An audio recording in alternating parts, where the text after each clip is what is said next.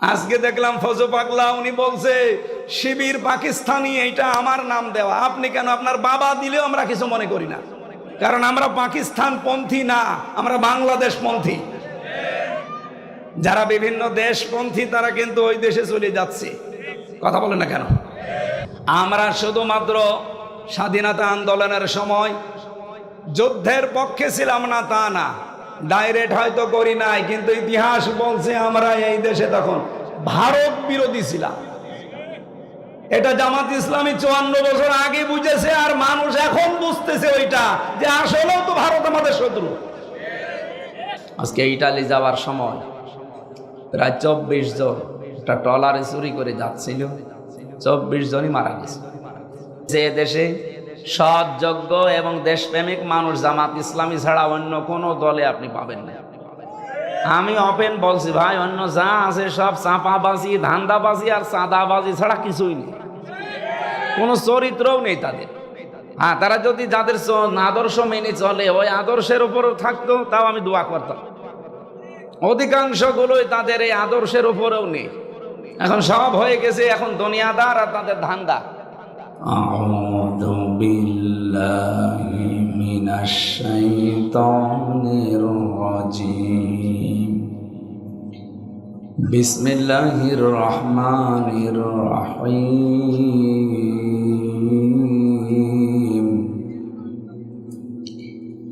ইয়া আইয়ুহাল্লাযীনা আমানু মান ইয়ারতাদ্দা মিনকুম আন দীনিহি ফাসাউফা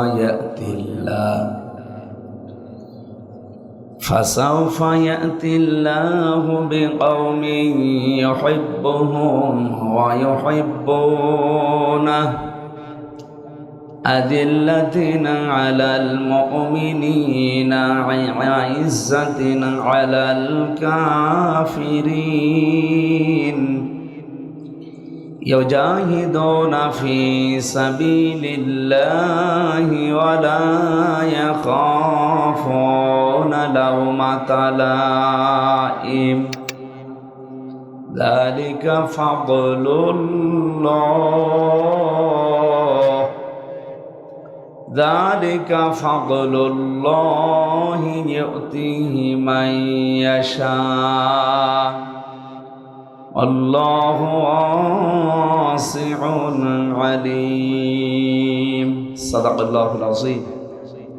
বোয়ালিয়া হাই স্কুল ময়দানে আজকের এই মহতী অনুষ্ঠানের সম্মানিত সভাপতি অধ্যাপক আবা আমানুল্লাহ আমির, বাংলাদেশ জামাত ইসলামী সিংড়া উপজেলা শাখা। বলেন তো সিংড়াবাসী, এই যে নামটা বললাম, এটা বললে এখন মনটা ভরে যায় না? সবার না, অন্তত আমাদের ভরে যায় নাই মনটা।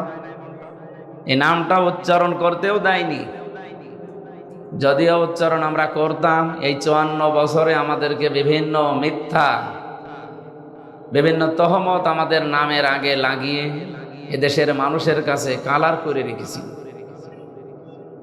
মাত্র 1 বছর 1 মাস এই কয়েকদিন হইল, এই 13 মাসের ভেতরে আপনি লক্ষ্য করে দেখেন, শুধু বাংলাদেশ না পৃথিবীর মানুষ এখন বিশ্বাস করতে আরম্ভ করে দিয়েছে। আমি তো বাইরের দেশে বেশি থাকি, দেখেছি তারা এখন এক বাক্যে বলছে বাংলাদেশের সৎ, যোগ্য, দেশপ্রেমিক। এটা যদি কেউ পরীক্ষা করে নিতে চায় তো বাংলাদেশ জামাত ইসলামী ছাড়া অন্য কাউকে আপনি পাবেন না। এটাকে আমি নিজে বানালাম এখন। আপনি এই শুধু সিংড়া না, এই সিংড়ার মতো বাংলাদেশের 630টা থানা আছে। আমার তো সব জায়গায় কম বেশি যাওয়া চলছে, সারা দেশেই একই আওয়াজ।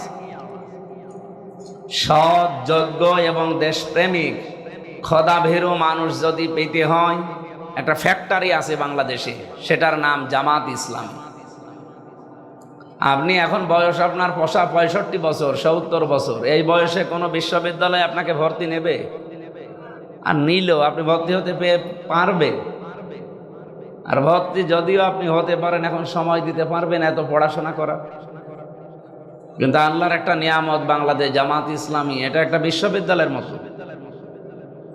আপনাকে একেবারে সেই চারা থেকে শুরু করি গাছের আগা পর্যন্ত নিয়ে যেতে পারে এদের সব সেক্টরে। এভাবে সৎ, যোগ্য এবং খোদাভীরু দায়িত্বশীল মানুষ সব জায়গায় ঠিক করা আছে। আমি একটা হাদিস পড়ছিলাম আজকেও আসার সময়, আপনাকে একটা বিশ্ববিদ্যালয় পর্যন্ত নিয়ে যাওয়ার যোগ্যতা এখন বাংলাদেশ জামাত ইসলামীতে আছে। এটা আগেও ছিল, কিন্তু আমাদের ওইভাবে সামনে আসতে দেওয়া হয়নি। এখন যেহেতু আসতে দেওয়া হয়েছে, মানুষ এখন বুঝে ফেলেছে এদেশে সৎ, যোগ্য এবং দেশপ্রেমিক মানুষ জামাত ইসলামী ছাড়া অন্য কোনো দলে আপনি পাবেন না। আমি ওপেন বলছি ভাই, অন্য যা আছে সব চাপাবাজি, ধান্দাবাজি আর চাঁদাবাজি ছাড়া কিছুই নেই, কোনো চরিত্রও নেই তাদের। হ্যাঁ, তারা যদি যাদের আদর্শ মেনে চলে ওই আদর্শের উপরেও থাকতো, তাও আমি দোয়া করতাম। অধিকাংশগুলোই তাদের এই আদর্শের উপরেও নেই। এখন সব হয়ে গেছে এখন দুনিয়াদার আর তাদের ধান্দা। আমাদেরকে এখন তারা দুনিয়াদার, ধান্দাবাজি, এই সমস্ত কথাবার্তার আমাদের নামের আগে পরে লাগাচ্ছে। আল্লাহর কসম, বাংলাদেশে 300 মানুষকে বাংলাদেশ জামাত ইসলামী নমিনেশন দিয়েছে। এরা একজনও সংসদ সদস্য পদপ্রার্থী না, সব নমিনি। এখানে যে 2 জন আছে, সাইদুর রহমান, পারভেজ ভাই সহ আরো একজন আসার কথা ছিল, উনি এসেছে, এখনো আসতে পারে নাই, দবিবুর রহমান সহ। আমি যতটুকু, আমি নিজেও একজন নমিনি কুষ্টিয়ার 3-এর। আল্লাহর কসম, আমরা এই 300 জনের কেউ জানি না যে আমাদের নাম আসবে। আপনি ওনাদের জিজ্ঞাসা করে দেখেন, ওনারা যদি বলে হ্যাঁ আমি আগেই জানতাম, ওনারা ভোট দেওয়ার দরকার নেই।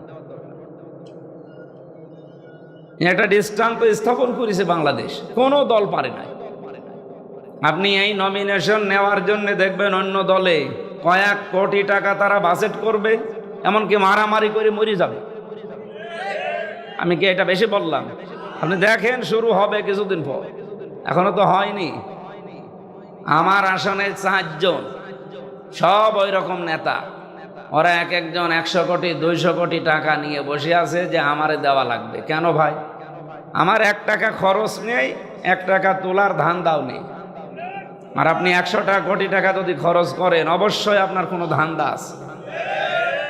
তো এইরকম ধান্দাবাজ, চাঁদাবাজ, চাপাবাজ এদের হাতে দেওয়া যায়? আমরা তো এই কারণে এসেছি, তাছাড়া তো এই লাইনের লোক আমরা না। আমরা তো ওয়াজ করে খেতাম, আপনারা আসতে আমাদের বাধ্য করছে। আমরা দেখতে পাচ্ছি যে না, সব উলট পালট করে ফেলবে। কত রকমের চাঁদাবাজি দেখছি এই দেশে। চাঁদার ধরন কি গো! ওদের এখন থিওরি হয়ে দাঁড়িয়েছে, বাবা শাহজালাল সব হালাল। এই একটা থিওরি হইল। এই থিওরি যদি সামনে অ্যাপ্লাই করে, আপনি কি টিকে থাকতে পারবেন বলেন? আমি এখন বাস্তবে দেখছি বাংলাদেশের বহু ইমাম, এমনকি বহু আলেম, খতিব, এরা এখনো দোদুল্যমান অবস্থায় আছে যে যদি ইসলামের পক্ষে অ্যাক্টিভ ভাবে কাজ করি, সাইদুর রহমানের পক্ষে, পারভেজ সাহেবের পক্ষে, না জানি ইসলাম যদি এবার না আসে তাহলে আমার ইমামতি থাকবে তো? আপনি ইমামতি নিয়ে আসেন, আর আপনার এরকম মন কেন হয়, কেন এরকম ভয় হয়, আশঙ্কা হয় যে ইসলাম এবার আসবে না? আমি গ্যারান্টি দিচ্ছি, বাংলাদেশে এবার সংসদে ইসলাম যাবেই, ইনশাআল্লাহ যাবেই। কারণ আমি কোরআনকে 100% বিশ্বাস করি। আপনারা ইদা জা নাসরুল্লাহি ওয়াল ফাত, যখন আল্লাহর সাহায্য আসবে তখন আপনি বিজয় দেখতে পাবেন। আর বিজয় দেখতে পেলে আপনি কি পাবেন? এখানে 9টা বিষয় আছে। কি কি দেখা যায় বিজয়ের শুভ সূচনায়, সূচনা লগ্নে কি কি দেখা যায় আল্লাহ এখানে দিয়েছেন। অরাইতান নাসা ইয়াদখুলুনা ফি দীনিল্লাহি আফওয়াজা, আপনি দলে দলে পালে পালে দেখবেন মানুষ ইসলামে প্রবেশ করছে। এটাকে আমি বেশি বলে ফেললাম। সারা দেশে বললাম না, শুধু সিংড়া না, এরকম 630টা থানায় আমি যাচ্ছি। সারা দেশে অবস্থা, দলে দলে মানুষ আসতেছে। আজকে এখন বাড়ি থেকে বের হওয়ার কথা না, তারপরও দেখেন আপনারা এসে বসে আছেন। গত কয়েকদিন, 2-3 দিন হবে, আমি প্রায় 18 জন মানুষ এসেছে একবারে, তাও সব মোড়ল, প্রায় 8-10টা গ্রাম তারা চালায়। একটা ইউনিয়নে 9টা ওয়ার্ড থাকে, 9 জন তো এসেছে, আরো তারা সাথে করে 9 জন, 18 জন এসেছে। ওরা বলছেন এতদিন মানুষের তৈরি করা আইনের পেছনে ছিলাম, বুঝতাম না, কিন্তু এখন আমরা আল্লাহর তৈরি আইন এই জমিনে কায়েম করার জন্য জামাত ইসলামীতে আমরা যোগ দিতে চাই, আপনি আমাদেরকে দলে নিন। আমি বললাম যে কালেমা পড়ানো লাগবে? বলছে না, কালেমা পড়ানো লাগবে না, কালেমা আমাদের মুখস্থ আছে, খালি এই ফরম দিন। ওরা শুধুমাত্র জামাত করি তা না, ফরম পূরণ করে এখন যে নিয়ম আছে 15টা ঘর প্রতিদিন আপনাকে পূরণ করা লাগবে। প্রত্যেক দিন কোরআন পড়েন কিনা, হাদিস পড়েন কিনা, ইসলামের ইতিহাস পড়েন কিনা, যেই কয় পৃষ্ঠা পড়েন, বুঝে পড়েন না বুঝে পড়েন, ওটা আবার লেখা লাগবে। এটা বাংলাদেশের কোনো দলের ভেতরে আমি পাইনি।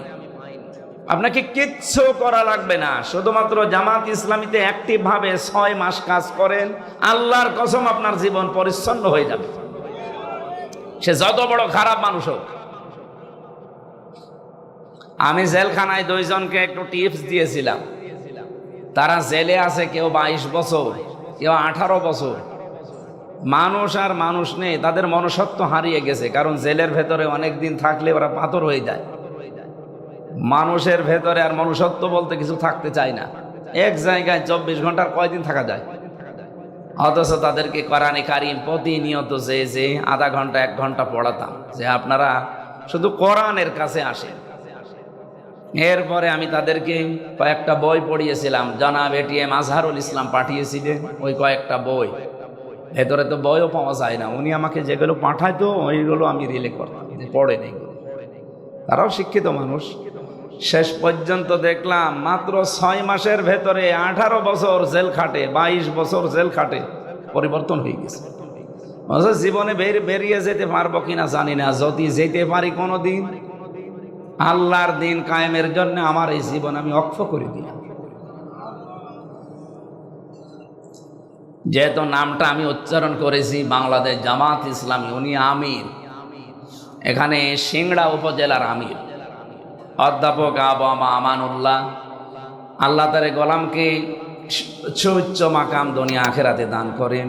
প্রধান অতিথি বাংলাদেশ জামাত ইসলামী এই নাটোর জেলা শাখার শ্রদ্ধাভাজন আমির, বিশিষ্ট ইসলামী চিন্তাবিদ ডক্টর মীর নুরুল ইসলাম। বরেণ্য অতিথিবৃন্দ এখানে উপস্থিত আছেন। এমপি পদপ্রার্থী লিখেছেন না, বাংলাদেশ জামাত ইসলামী কেউ এমপি পদপ্রার্থী না, আমরা সব নমিনি। কেউ আমরা পদ চাইনি, আর আমরা পদ চাইলে আমরা কিয়ামতের আগে পেতামও না। এই কথা বললেন না? এই জন্য এমপি পদপ্রার্থী আমরা কেউ না, আমরা সব নমিনি। এখানে উপস্থিত হয়েছেন প্রফেসর সাইদুর রহমান, আপনাদের এই সিংড়ার জন্য যিনি নমিনি। ডক্টর মোস্তফা ফয়সাল পারভেজ, ইনি পাশের থানা নন্দীগ্রাম কাহালুর জন্য নমিনি। এখানে আসার কথা ছিল আলহাজ মাওলানা দবিবুর রহমান, উনি শেরপুর ধনট এই এলাকার জন্য বাংলাদেশ জামাত ইসলামী কর্তৃক নমিনি। আলোচনা এখানে যারা রাখলেন, বিশেষ করে আপনাদের এলাকার সন্তান, এই সিংড়া থানায় বাড়ি তার, ডক্টর মাওলানা আব্দুল বারী রশিদি, আরবি প্রভাষক বামুজা সিদ্দিকিয়া কামিল ফাজিল মাদ্রাসা কাহালু বগুড়া। আলোচনা রাখলেন মাওলানা হোসাইন মাহফুজ চুয়াডাঙ্গা। বিশেষ অতিথিবৃন্দ অধ্যাপক এন্তাজ আলী, অধ্যাপক সাদরুল হুদা। অনেক মানুষের নাম দিয়েছেন, তো আমরা সময় আর দিতে চাচ্ছি না। দোয়া করছি একবার এই বান্দাদের জন্য, আল্লাহ যেন তাদেরকে বান্দা হিসাবে কবুল করেন।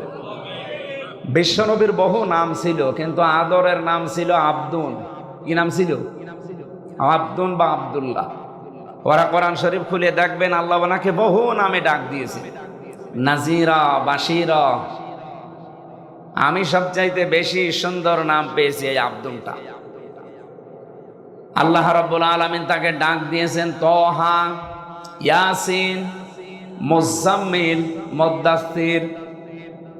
এরপরে পেয়েছি এই আব্দুল বা আব্দুল্লাহ।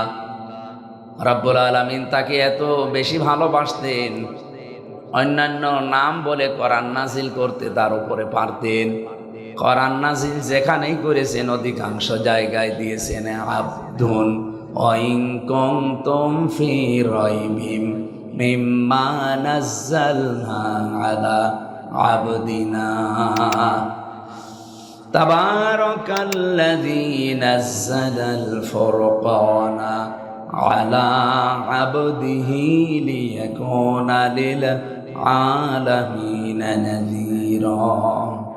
এজন্য নামটা খুব সুন্দর। যারা আল্লাহর বান্দা হয়ে বসে আছেন স্টেজে, আল্লাহ তাদেরকে হায়াতে তাজ্জাবা সিহাতে কল্লিয়া দান করুন।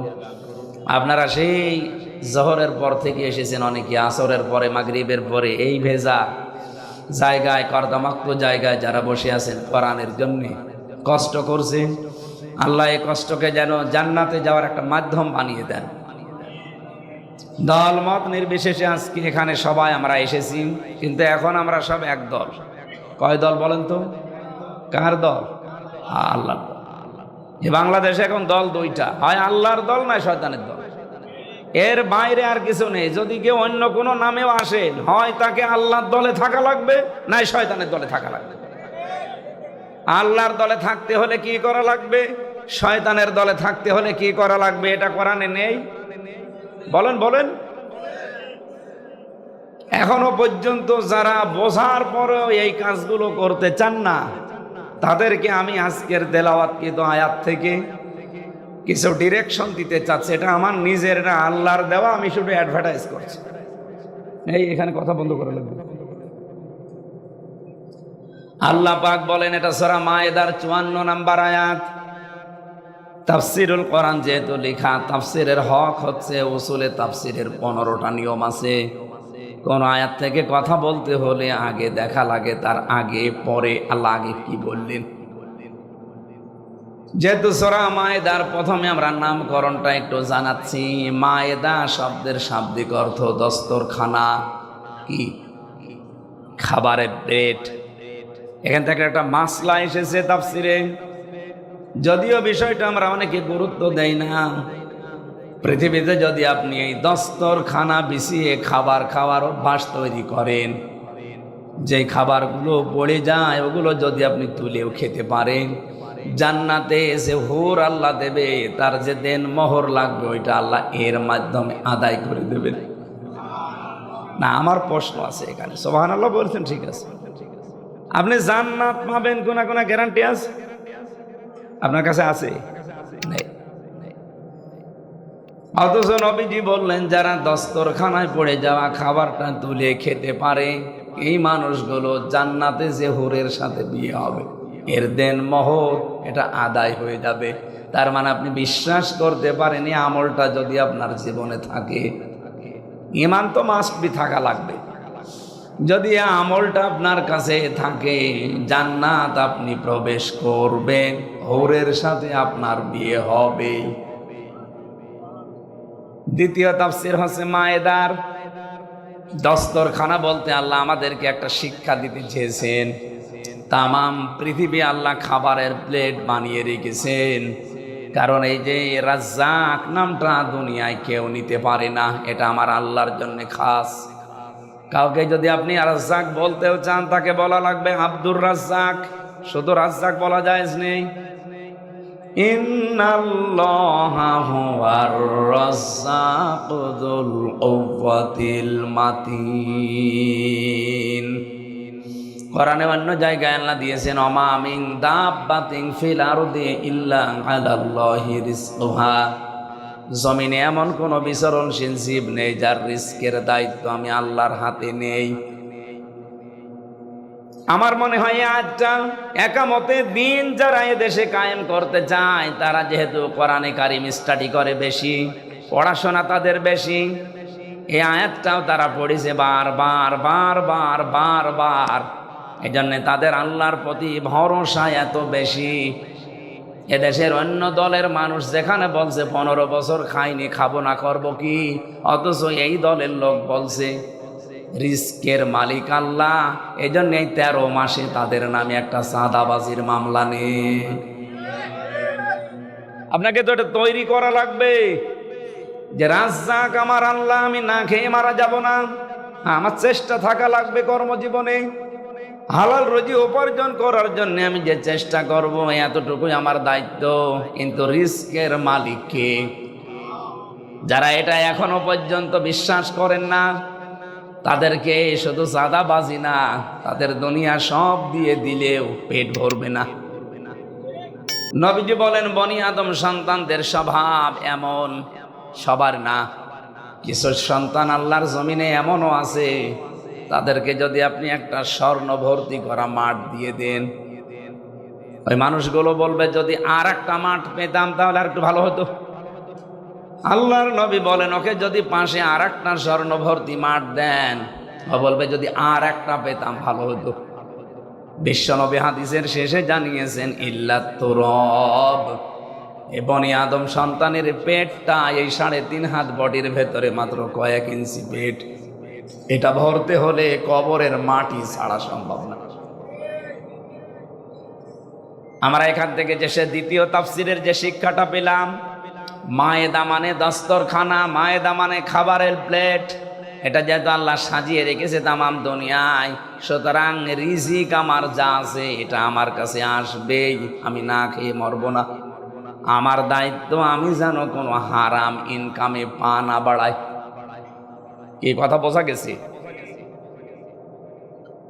আমার দায়িত্ব আল্লাহ পাকের ইবাদত বন্দেগী করে আমার জান্নাতের যে সিঁড়ি আছে, যে পথ আছে, এটা সহজ সরল পথ, এটা তৈরি আরো বেশি করে করা। কিন্তু আমার রিস্কের দায়িত্ব যেহেতু আমার না, এ বিষয়ে আমার টেনশনেরও দরকার নেই। অথচ আমরা পুরা উল্টা, যেটার দায়িত্ব আল্লাহ নেয়নি ওই দায়িত্বটা আমি নিজে এখন নিয়েছি, অথচ যেটার দায়িত্ব আল্লাহ নিজে নিয়েছে সেইটা নিয়ে আমাদের কোনো চিন্তা নেই। রিস্কের দায়িত্ব আল্লাহ, আর এ বিষয়ে চিন্তা ভাবনা বাদ দেন। কপালে যা আপনাকে 50,000 বছর আগে দুনিয়াতে আসার লিখে দিয়েছে আল্লাহ, এটা আসবেই। সুতরাং এইটা নিয়ে চিন্তা ভাবনা করে এদিকে এদিকে করে ডান হাতের মাল বাম হাতে, বাম হাতের ডান হাতে দেওয়ার দরকার নেই। যেটা দায়িত্ব আল্লাহ নেয়নি আপনি ওইটা নিজে তৈরি করেন। আপনি নিজে জান্নাত যাবেন না জাহান্নামে যাবেন, এ দায়িত্ব আল্লাহ নেয়নি, এটা আপনার উপরে। আপনি যা করবেন এইটা দিয়ে আপনার হয় জান্নাত না জাহান্নাম তৈরি হবে। এই জন্য মায়েদা সূরা থেকে যেহেতু তেলাওয়াত করেছি, 2টা তাফসির বললাম মায়েদার, একটা দস্তরখানার ফজিলতে আর একটা রিজকের দায়িত্ব নিয়ে। আমাদের ঈমান যেন মায়েদার এই কথা শোনার পরে আরো বেড়ে যায়, বলেন আমিন। আমি আপনার কাছে প্রশ্ন করছি, এটা রেকর্ড হচ্ছে তো, সারা পৃথিবী চলছে এখন। বাংলাদেশ জামাত ইসলামীতে যারা ছিল এই 54 বছরে, বলেন তো তাদের উপরে জুলুম অত্যাচার নির্যাতন হয়নি? বলেন বলেন। হয়েছে মানে কি? এই 54 বছরের সব দলের নির্যাতন এক জায়গায় করলে যা হবে, বাংলাদেশের শুধু সাতক্ষীরা এক জায়গায় করলে তাই হবে। আপনি জানেন কি হয়েছে জেলায়? এই খনি হাসিনাই ফ্যাসিস্ট থাকাকালীন পুরা এলাকাটা ওরা বোলডোজার দিয়ে ভেঙ্গে গুড়িয়ে দিয়েছে। শুধু নাম শুনলেই তার বাড়ি ঘর শেষ। আপনারা জানেন এখনো পর্যন্ত এই যে ফজো পাগলার মতো মানুষ যারা আছে, বলে এতদিন খাইনি, খাবো না, মানে এতদিন তো আমরাও খাইনি। আমরা যেহেতু বিশ্বাস করি রিজকের মালিক আল্লাহ, এ দৃঢ় বিশ্বাস আমাদের আছে, এই জন্য অন্য কোনো বদনাম আমাদের, মিথ্যা বদনাম থাকলেও এই মিথ্যা বদনাম আজও কেউ দিতে পারেনি যে আমরা সাদাবাজি করে খাই। একটা মিথ্যা তথ্য তুলেছিল কয়েকজন, আমি নাম নিলাম না, যে বাংলাদেশে জামাত ইসলামীও সাদাবাজি করেছে, ওরা ইসলামী ব্যাংক লুট করে নিয়েছে, ছিনতাই করেছে। মাথার ভেতরে কি আপনার গোবর আছে? একটু চিন্তা ভাবনা করে কথা বলা যায় না? বাংলাদেশ জামাত ইসলামী যে ব্যাংক আপনার বাবার, যাদের ব্যাংক তারা ফেরত পেয়েছে, বলেন, আপনি নিজেই বলেন, ইসলামী ব্যাংক আপনার বাবার। যাদের মাথার ঘাম পায়ে ফেলে ব্যাংক তৈরি করা, তারা এতদিন হারিয়ে ফেলেছিল, এখন ফেরত পেয়েছে। এটা সাদাবাজি হয়, চিন্তায় হয় কি করি? হাদিস হচ্ছে আন আবি যাররিন রাদিয়াল্লাহু তাআলা আনহু قال قال النبي صلى الله عليه وسلم من ادعى ما ليس له فليس منا ওয়ালিয়াতাবাওয়া মাকআদাহু মিনান নার।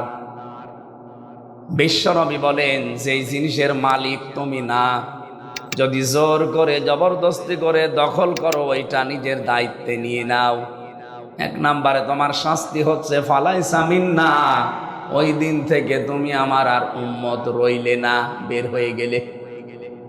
দুই নম্বরে ওয়ালিয়াতাবাওয়া মাকআদাহু মিনান নার, সে যেন জাহান্নামে নিজের একটা স্থান বরাদ্দ করে নিল। এই হাদিসটা আপনি বাংলাদেশে মিলান, যে জিনিস আপনার না, আপনার দায়িত্বে আপনি নিয়ে নিলেন কোন কারণে? হাদিসের টিকায় একটা কথা লেখা আছে, যদি কোনো জিনিস আপনার হয়ে থাকে কিন্তু হাতছাড়া হয়ে গিয়েছিল, হারিয়ে ফেলেছিলেন, কেউ কেড়ে নিয়েছিল, ওটা আবার আপনি ফেরত পেয়েছেন, তাহলে হাদিসের এই শাস্তির আওতা মুক্ত থাকবেন। হাদিসের শাস্তি কি ছিল? যে অন্যের জিনিস নিজের দখলে যদি কেউ নিয়ে নেয়, এক নাম্বারে সে নবীর উম্মত আর থাকে না, দুই নাম্বারে সে জাহান্নামে যাবে, এটা কনফার্ম। কিন্তু যদি নিজের জিনিস আপনি নিজে ফেরত পান, তাহলে এই হাদিসের যে শাস্তির কথা, এটা আপনার উপরে বর্তাবে না। তাহলে জামাত ইসলামী বাংলাদেশ যেটা ফেরত পেয়েছে, এটা তো তাদেরই। আপনি নিজে এখন বুকে হাত দিয়ে বলতে পারবেন না ইসলামী ব্যাংক আমার? পারবেন?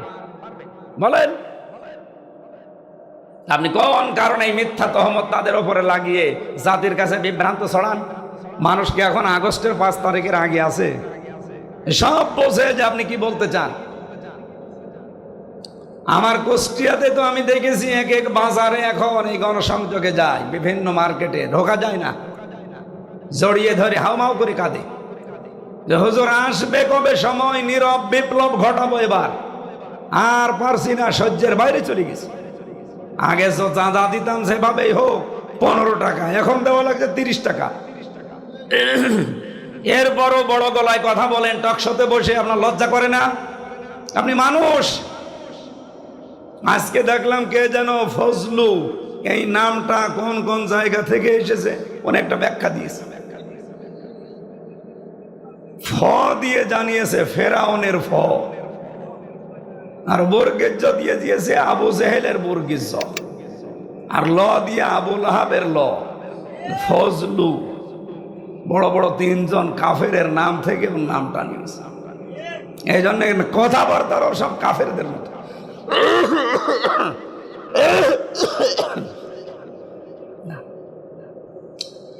আমার ভাইরা, আমি যে কথা তুলেছিলাম এই হাদিস থেকে, অন্যের জিনিস যারা নিজের দখলে নিয়ে এখনো বগল বাজাচ্ছেন যে যা করে ফেলেছি আর চিন্তা নেই, হয়তো আপনার চিন্তা আসে না, কিন্তু আপনাকে দেখে আমার চিন্তা হয় আপনি তো আর নবীর উম্মত নেই। আপনি যদি এখনই মারা যান, আপনার জানাজা পড়াবো কি দিয়ে? বিসমিল্লাহি ওয়া আলা মিল্লাতি রাসূলিল্লাহ দিয়ে। আপনি তো আল্লাহর দলেও নেই, রাসূলুল্লাহর আদর্শেও নেই। মিথ্যা কথা আমি কেন? কাবার ইমামও যদি এসে বলে আল্লাহ আপনাকে কিন্তু মাফ করবে না। আমি জানি আপনার পরিবর্তন আসবে না, কারণ খতম আল্লাহু আলা কুলুবিহিম, আপনার অন্তরে আল্লাহ মোহর মেরে দিয়েছে। কারণ অন্যায় করতে করতে মানুষ যখন সীমা ছাড়িয়ে যায়, তখন আর ফিরে আসার মতো রাস্তা বাকি থাকে না। ফিরআউন যেমন সীমা ছাড়িয়ে গিয়েছিল, ও যে ফিরে আসবে, ওকে আমার আল্লাহর আসতে দেয়নি।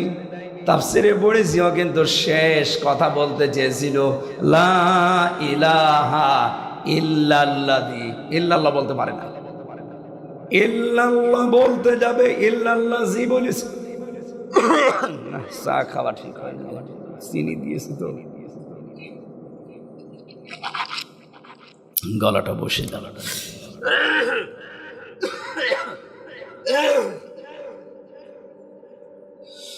চিনি ছাড়া এর উপর এখন টিরাক গেলেও কিছু হবে না।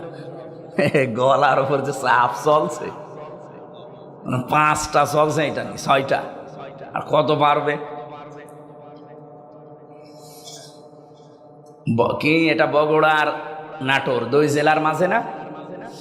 বগুড়া নাটোরবাসী আমি যে কথা তুলেছিলাম এখান থেকে আমরা আজকে কিছু নিয়ে যেতে চাই। যারা এরকম ঝামেলাপূর্ণ জীবনে আছেন আশা করব তারা ফিরে আসবেন, কারণ এটা শুধু বগুড়া নাটোরে থাকে না, এটা ছড়িয়ে যাচ্ছে তামাম দুনিয়ায়। বৈধ অবৈধ নিজাবাবাই হোক, যারা ইনকাম করে সম্পদের পাহাড় তৈরি করে ফেললেন এই 1 বছর 1 মাসের ভেতরে, আপনি 30 বছরেও এত কিছু করতে পারতেন না। আমার পাশে দেখলাম একজন 1,35,00,000 টাকার গাড়ি কিনেছে, অথচ 1 বছর 1 মাস আগে তার অবস্থা ছিল আমার চাইতেও খারাপ। এই টাকা তো সব জিবরাইল ফেরেশতা দিয়ে গেছে। মানুষ কিন্তু এটা সব বুঝে ফেলেছে, এই কারণেই ডাকসু এবং জাকসুতে ভরা ডুবি।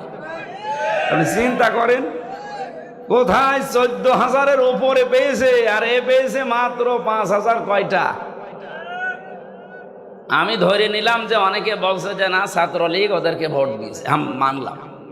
তা আপনি ভোট পেয়েছেন 5,000, শিবির নাই পাবে 5,000, 10,000 শেষ। তা কোথায় 5 আর কোথায় 14? 14-র ভেতরে 5 বাদ দিলে কত থাকে? 9,000। ছাত্রলীগ নিষিদ্ধ হয়ে গেছে, 1 বছর তারা দেশে নেই, তাদের সব কর্মকাণ্ড বন্ধ। এরপরেও যদি তারা 9,000 ভোট এখনো পায়, তাই আপনার রাজনীতি করার দরকার কি? বলেন, আপনি কি রাজনীতি করছেন? এখানে ভরাডুবি সামনে আসতেছে, এখনো সাবধান হন। যা নিয়েছেন যার যার কাছ থেকে অন্তত ফেরত দিয়ে দিন। কথা বলেন না কেন? আর আমরা গ্যারান্টি দিতে পারি, যদি এবার ইসলাম চাই, এই যে চাঁদাবাজি, মিথ্যা মামলা, মিথ্যা সাক্ষী, কোনো ভয় করা লাগবে না। আপনিও যান, আমিও তাই। এই জন্যই তো 18 জন চলে এসে বলছে এতদিন ভুলে পথে ছিলাম। আমি একটা মন্দির উদ্বোধনে গিয়েছিলাম, আমরা নিয়ে গেল, ওখানে 100 ঘর হিন্দু। সভাপতি যিনি, সেক্রেটারি যিনি এসে বলছেন আমরা এই 100 ঘর মানুষ এবার ইসলামের পক্ষে রায় দিতে রাজি হয়ে গেছি, শুধু আপনি আমাদেরকে নিরাপত্তা দেবেন, এই কথাটা বলে যান। নিরাপত্তা দেওয়ার মালিক কে? আমি বলছি একজন আছে, বলছে আমরাও বিশ্বাস করি উনি দিতে পারে, কিন্তু আপনি যদি এবার নির্বাচিত হতে পারেন এই গ্যারান্টিটা আমরা চাই যে আমাদের মন্দির যেন কেউ না ভাঙে। কি একটা আশঙ্কায় আছে তারা, বলেন তো। আমরা সারা শুধু কুষ্টিয়ানা, সারা দেশেই গ্যারান্টি দিতে পারি, ইসলাম আসলে সবাই থাকবে নিরাপদে। মসজিদ পাহারা দেওয়া লাগে না, মন্দিরও পাহারা দেওয়া লাগবে না ইনশাআল্লাহ। যাদের হাতে এখনো পর্যন্ত মন্দির নিরাপদ না, টাঙ্গাইলে আজকে একটা মন্দির ভেঙেছে, কারা জানো? গোপনে। এখন যারা দায়িত্বে আছে তারা অলরেডি নাম বলে দিয়েছে। ওরা বলেছিল যে জামাত শিবির এটা করতে পারে, হিন্দুরা বলছে না, এটা আমরা বিশ্বাস করি না, করিয়েছে অমুক। মানুষের ভেতরে এখন কিন্তু এ বিশ্বাস 100 ভাগের 100 ভাগ যে দেশে অন্যায় করা অন্তত ইসলামের দ্বারা সম্ভব না। ইসলামের বাইরে যারা আছে অন্যায় সব তারা করে, আর চাপিয়ে দেয় সব এদের উপরে। এই যে দোষ দিয়ে দাও, অমুকের উপরে দায় চাপিয়ে দাও, এটা চলছিল না, এটা আর আগামীতে চলবে না ইনশাআল্লাহ। এই জন্য যার যা নিয়েছেন, আশা করছে আপনার যদি জানাজা আমারে দিয়ে পড়াতে চান তাহলে আপনি ফেরত দিয়ে দেবেন। নয়তো আমি যদি জানাজা ভাগে পাই, এমন দোয়া করবো জান্নাতে না জাহান্নামে চলে যাবে। আমারে দিয়ে সহসায় জানাজা অনেকে পড়াতে চায় না কুষ্টিয়ায়, আমার আত্মীয় স্বজনের ভেতরও দিতে চায় না, কারণ জানে যে এই ঘাড় তেড়া দোয়া ওইভাবে করবে। আমি আগে জনগণকে জিজ্ঞাসা করে নি যে এ কেমন ছিল আপনারা জানেন না? বলে জানি। ঠিক আছে, আমিও জানি। এখন মনে মনে কি পড়ি কেউ তো জানে না, বলি ওই যে আল্লাহুম মাগফিরলি, আল্লাহুম মাগফিরলি হাজ্জিনা ও মাজ্জিদিনা। না, লোক যেরকম আল্লাহ তুমি আচরণ করবা ওই রকম আল্লাহু আকবার, যা যেখানে যাবি যা। জানাজা পড়ে আপনি জান্নাতে যাবেন। নবীজির আপন চাচা হযরত আবু তালেব যেদিন মারা যাচ্ছিল, নিজে তার মাথার কাছে বসে কানের কাছে মুখ নিয়ে বলেছিলেন, চাচা ইয়া আম্মি আবি তালিব লা ইলাহা ইল্লাল্লাহ হাজ্জুল্লাকা ইনদাল্লাহি ইয়াউমাল কিয়ামা। বুখারী শরীফের হাদিস। হে চাচা, জোরে বলা লাগবে না, শুধু আমার কানের কাছে মুখটা নিয়ে আস্তে করে বলেন লা ইলাহা ইল্লাল্লাহ মুহাম্মাদুর রাসূলুল্লাহ। এটা বলার দরকার নেই, কারণ আমি যে মোহাম্মদ এটা আমি জানি। এই সাক্ষীটা আপনার দেওয়া লাগবে না। শুধু আল্লাহর একাত্মবাদের ঘোষণাটা দেন, এতটুকু দিলেই আমি আল্লাহর কাছে কিয়ামতের দিন আপনার জন্য ঝগড়া করে জান্নাতে নিয়ে যাব। পাশে দাঁড়িয়েছিল আবু জেহেল আর আবু সুফিয়ান, ডাক দিয়ে বলছে, নেতা পড়বা। সারা জীবন বাপ দাদার ধর্ম অনুসরণ করলে এখন এই ভাতিজার নতুন ধর্ম অনুসরণ করে কলঙ্কিত হবা। মানুষ তোমাকে কাপুরুষ বলবে, ভীরু বলবে। ও ডাক দিয়ে বলে, মুহাম্মদ তোমাকে ভালোবাসি, কিন্তু তোমার এই কালেমাটা আমি পড়তে পারলাম না, তুমি আমাকে মাফ করে দিও। বলেন তো, মাফ করার মালিক নবীজি না আল্লাহ? বলেন বলেন। ওমা ইয়াগফিরুজ যুনুবা ইল্লাল্লাহ, আল্লাহ বাদে গুনাহ মাফ করতে কেউ? আরো জোরে বলেন। এই কথা বলেই তো মারা গেল। নবীজির মন খারাপ হয়ে গেল। বিশ্ব নবীকে জিবরাইল এসে বলছে, হে নবী, আপনি মন খারাপ করেন কেন? ইন্নাকা লা তাহদি মান আহবাবতা ওয়ালাকিন্নাল্লাহা ইয়াহদি মান ইয়াশা। আপনি যাকে ভালোবাসেন, মহব্বত করেন, তাকে আপনি ইসলামে নিয়ে আসবেন পারবেন না। আল্লাহ যাকে ভালোবাসে তাকে আল্লাহ ইসলামে নিয়ে আসে। ভালো কথা শুনিন, আল্লাহ আপনার চাইতে ভালো জানে যে হেদায়েত পাবে কে। অহুয়া আলামু ইসমে তাফসিলের সিগা। আপনি তো বাহ্যিক দৃষ্টিটা দেখলেন, কিন্তু বাস্তবতাকে আপনি জানেন। এই লোকটা আপনার চাচা, আল্লাহ ভালো করে জানে। সারা জীবন আপনাকে বাড়িতে রেখেছে, কলে কাকে নিয়েছে, লালন পালন করেছে, খাবার দিয়েছে, ভালোবাসা দিয়েছে, আল্লাহ দেখেছে। কিন্তু আপনি কি বললেন, আর লোকটা করলো কি? আপনি এতবার চেষ্টা করলেন যে শুধু কালেমার অর্ধেক অংশ পড়তে, লা ইলাহা ইল্লাল্লাহ। আপনি বলেছিলেন যে মুহাম্মাদুর রাসূলুল্লাহ বলা লাগবে না, ওটা আমি মেনে নিলাম, শুধু আল্লাহটা বলেন। ওই লোকটা তাও বলে নাই। এই জন্য আমি আল্লাহ ওকে মাফ করি নাই। এর পরেও নবীজি ওনার কবরের পাশে দাঁড়িয়ে, আবু তালেবের এই কবরের পাশে দাঁড়িয়ে উনি দোয়া করেছিলেন, রব্বুল আলামিন, আমার চাচা আবু তালেবকে তুমি মাফ করে দাও। সঙ্গে সঙ্গে জিবরাইল এসে হাতের ওপরে হাত রেখে বলছে, হুজুর হাত নামান। কার জন্য হাত তুলেছেন? এই লোকটা চাচা, আল্লাহ তো আগেই জানে, কিন্তু লোকটা তো মুশরিক। ওই সময় সূরা তাওবার 113 নম্বর আয়াত নাযিল হয়,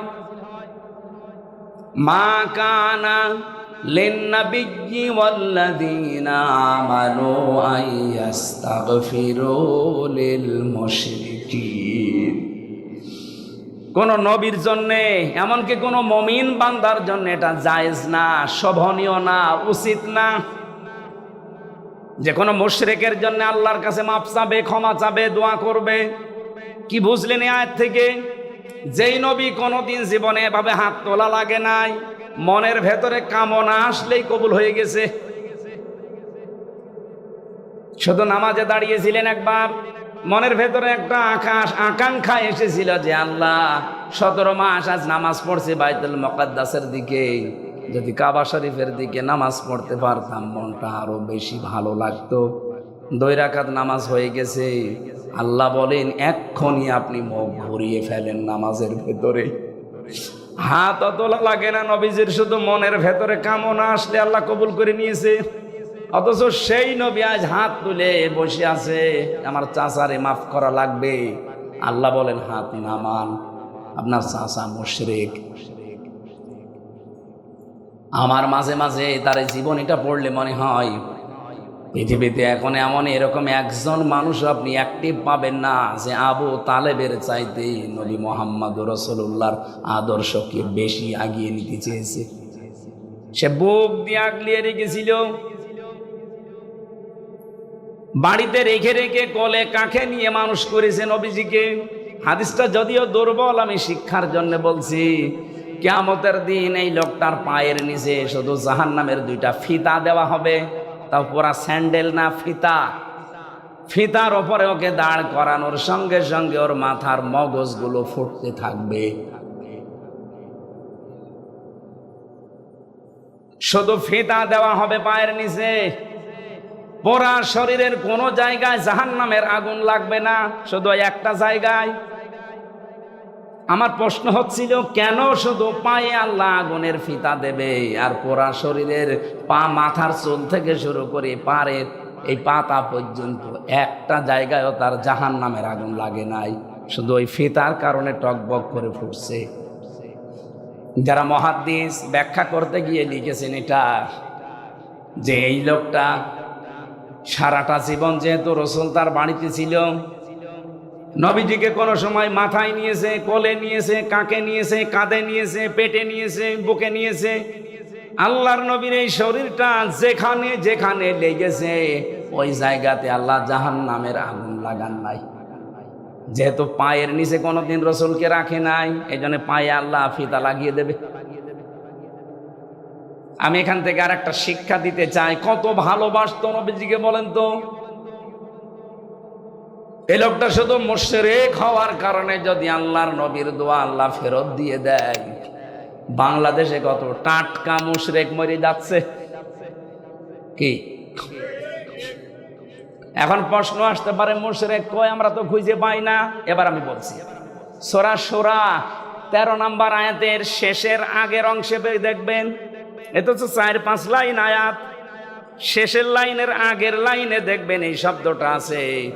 আজ বাংলাদেশের সাথে আপনি মিলাতে পারেন, মা কাবরং আলাল মুশরিকিনা মা তাদউহুম ইলাইহি। রব্বুল আলামিন বলেন, হে নবী, আপনি যেদিকে মানুষকে ডাকেন যে আসো আল্লাহর বিধান কায়েম করি, আল্লাহর দ্বীনে জমিনে কায়েম করি, এই কথা শুনলে সবচাইতে বেশি কাবুর, মন খারাপ হবে, রাগ হবে, আপনাকে মেরে ফেলতে আসবে, তেড়ে আসবে, খারাপ লাগবে তাদের যারা মুশরিক। কি বুঝলেন এই আয়াত থেকে?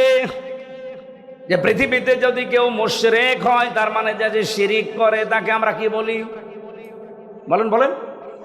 শিরিক করলে সে মুশরিক, আর মুশরিকের কাছে দ্বীন কায়েমের কথা শুনলে রাগ হবে। সুতরাং এই বাংলাদেশে দ্বীন কায়েমের জন্য আমরা যারা আন্দোলন করি, আমাদের দেখলে যাদের রাগ হয়, আমাদের কথা শুনলে যাদের মন খারাপ হয়, বুঝতে হবে তারা যে কোনো ভাবে শিরিকে লিপ্ত।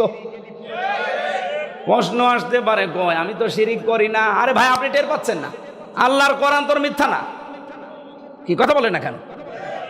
অবশ্যই আপনার দ্বারা কোনো না কোনো ভাবে শিরিক হচ্ছে। শিরিক হচ্ছে এই কারণে আপনার কাছে খারাপ লাগে। আপনি এখন আবিষ্কার করে